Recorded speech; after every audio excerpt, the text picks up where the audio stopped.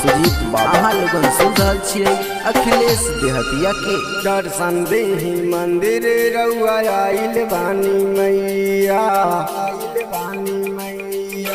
दर्शन देहि मंदिर रउआ आइल बानी मैया, दर्शन देहि मंदिर रउआ आइल बानी मैया। माई हो सुन ली पुकार बिनती इहे बारंबार देवी मैया हो, मैया हो। दर्शन देहि मंदिर रउआ आइल बानी मैया, दर्शन देहि मंदिर रउआ आइल बानी मैया। माई हो सुन ली पुकार बिनती इहे बारंबार देवी मैया हो, मैया हो। दर्शन देहि मंदिर रउआ आइल बानी मैया, दर्शन देहि मंदिर रउआ आइल बानी मैया।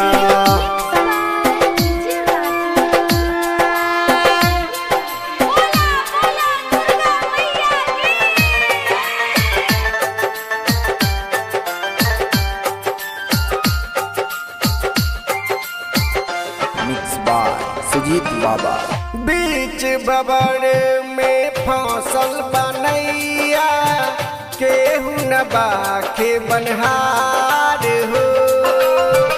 बीच बबड़ में फसल बनैया, केहू न बाखे बनहार हो। असरा लगा के आइल बानी, असरा लगा के आइल बानी, करन तनी उपकार हो। दर्शन देहि मंदिर रउआ आइल बानी मैया, दर्शन देहि मंदिर रउआ आइल बानी मैया। माई हो सुन ली पुकार दीही टुगड़ो पर ध्यान देवी मैया हो, मैया हो। दर्शन देहि मंदिर रउआ आइल बानी मैया, दर्शन देहि मैया।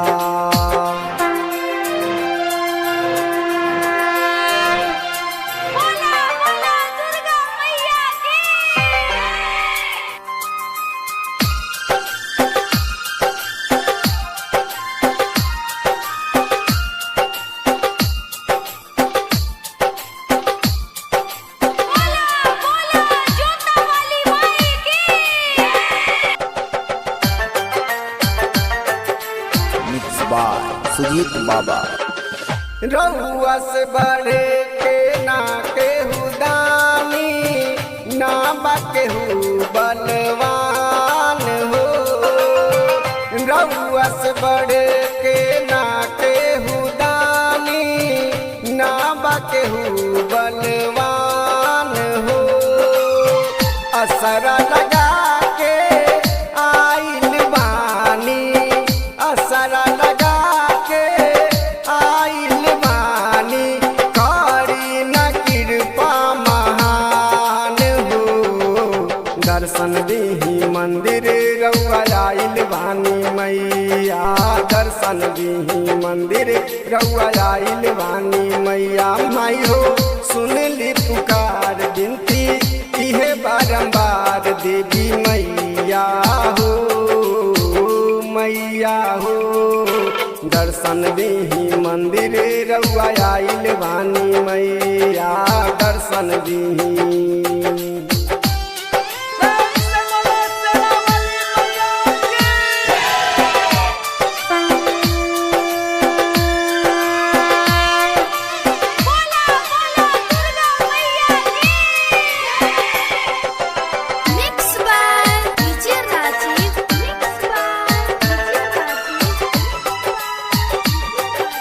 मिक्स बाय सुजीत बाबा। अखिलेश देहाती माई गावे भजन हो, आके रउआ सरान में। सुजीत बाबा लेके पूजवा के थाली, पूजत रउआ चरण हो। कुछ न समझ आवे हमरा मैया,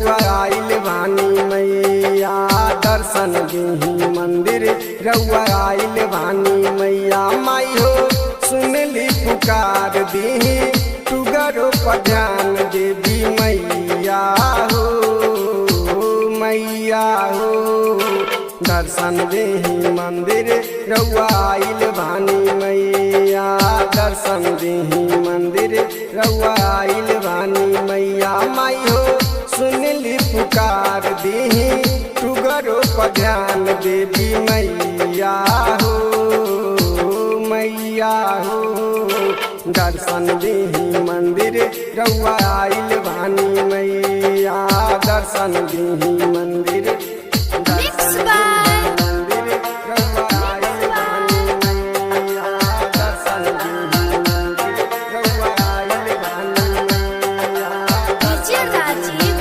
समस्तीपुर रउआ आइल बानी मैया दर्शन दीही मंदिर रउआ आइल बानी मैया दर्शन दीही जगदम्बा रिकॉर्डिंग स्टूडियो मोतीपुर।